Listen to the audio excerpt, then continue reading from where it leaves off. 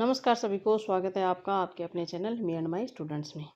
प्रखर राजस्थान 2.0 अभियान में ओआरएफ दैनिक शिक्षण कार्य योजना में सप्तम सप्ताह द्वितीय दिवस की कार्य योजना आपके सामने है।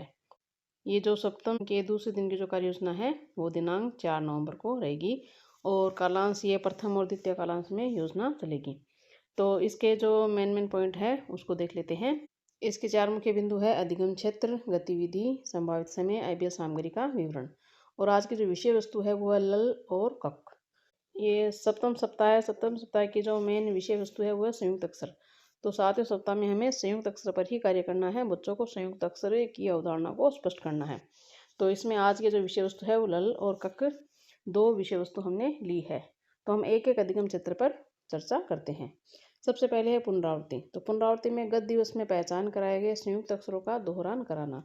हमने प्रथम दिवस में संयुक्त अक्षरों की पहचान करवाई थी, तो एक बार फिर से हमें उन संयुक्त अक्षरों का दोहरान करवाना है। बच्चों से पूछकर या पाठ्य पुस्तक से देखकर बच्चे बताएंगे, उनको बोर्ड पर लिखना है।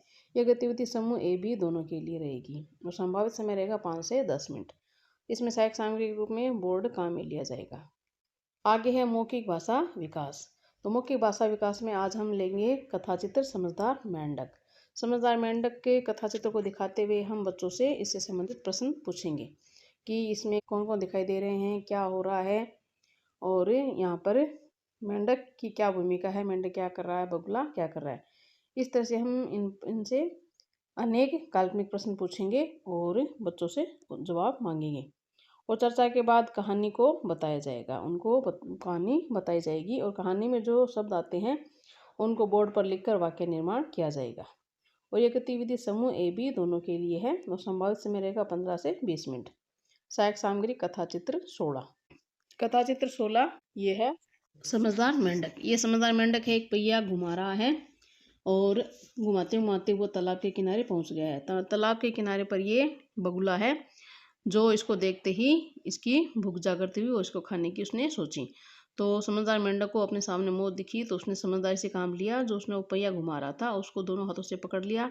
जैसे ही बगुले ने उसे अपने चोंच में लेने का प्रयास किया तो बगुले ने वो पहिए समेत उसके चोंच में गया, तो वो पहिया उसकी चोंच में अटक गया, सुरक्षित वापस बाहर आ गया। इस तरह से मेंढक ने समझदारी दिखाई।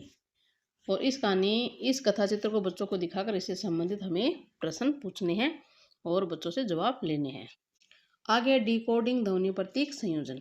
तो इसमें आज के जो तय संयुक्त अक्षर है लल और कक की पहचान तथा उच्चारण किया जाएगा। इनसे बने शब्दों को हम बोर्ड पर लिखकर उच्चारण कराएंगे, जैसे बिल्ली, दिल्ली, चिल्लाना, टक्कर, चक्कर, धक्का, मक्का आदि।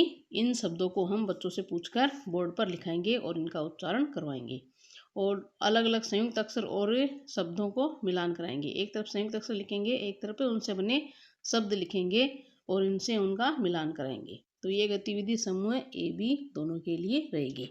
संभावित समय रहेगा इसमें 20 से 25 मिनट।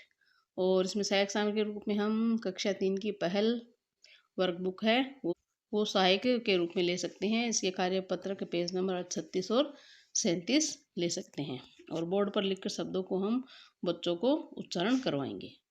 अगला अधिगम क्षेत्र है धारा प्रवाह पठन और समझना। तो यहाँ पर कविता कार्ड 21 का हाव भाव के साथ पठन कराया जाएगा और कविता पर चर्चा की जाएगी। कविता कार्ड 21 है पों पों करती मोटर आई।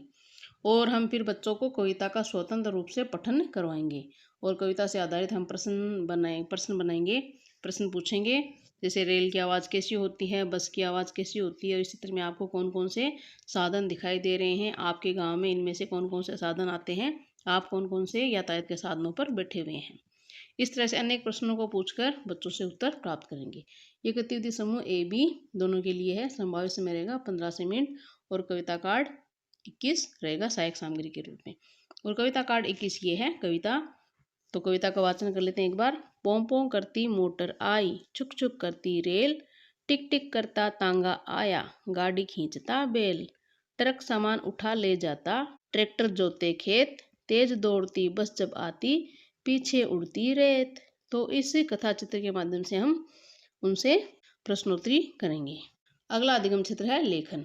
तो लेखन में हम जो समझदार मेंढक कहानी ली है उस कहानी को अपनी अभ्यास पुस्तिका में लिखना और आज के जो संयुक्त अक्षर हैं लिए हैं उन पर वाक्य लिखना। जैसे बिल्ली दूध पी गई, उसने मुझे धक्का दे दिया। इस तरह से हम उन पर वाक्य बनवाएंगे। इसमें संभाव्य समय रहेगा 10 से 15 मिनट और सहायक सामग्री के रूप में अभ्यास पुस्तिका सहायक सामग्री के रूप में रहेगी। फिर आगे है C4 फलन के विद्यार्थी। तो ये विद्यार्थी है अपनी कक्षा के बैठ में पुस्तकालय की पुस्तकों का पठन करेंगे, कहानी की, निबंध की, स्वतंत्र रूप से अपनी इच्छानुसार। इनका समय रहेगा 2 कालांश और सहायक सामग्री के रूप में पुस्तकालय की पुस्तकें। तो इस तरह से हमने ORF दैनिक शिक्षण कार्य योजना में सप्तम सप्ताह द्वितीय दिवस की कार्य योजना पर चर्चा की है। इस योजना में आप अपनी तरफ से बदलाव कर सकते हैं, कहानी, कविता दूसरी भी ले सकते हैं और अपनी तरफ से कोई नई गतिविधि या खेल गतिविधि जोड़ सकते हैं। योजना अगर आपको पसंद आई तो प्लीज़ वीडियो को लाइक कीजिए और शेयर कीजिए। चैनल पर नए हैं तो चैनल को सब्सक्राइब जरूर कीजिए। नेक्स्ट वीडियो में एक नई कार्य योजना के साथ, तब तक धन्यवाद।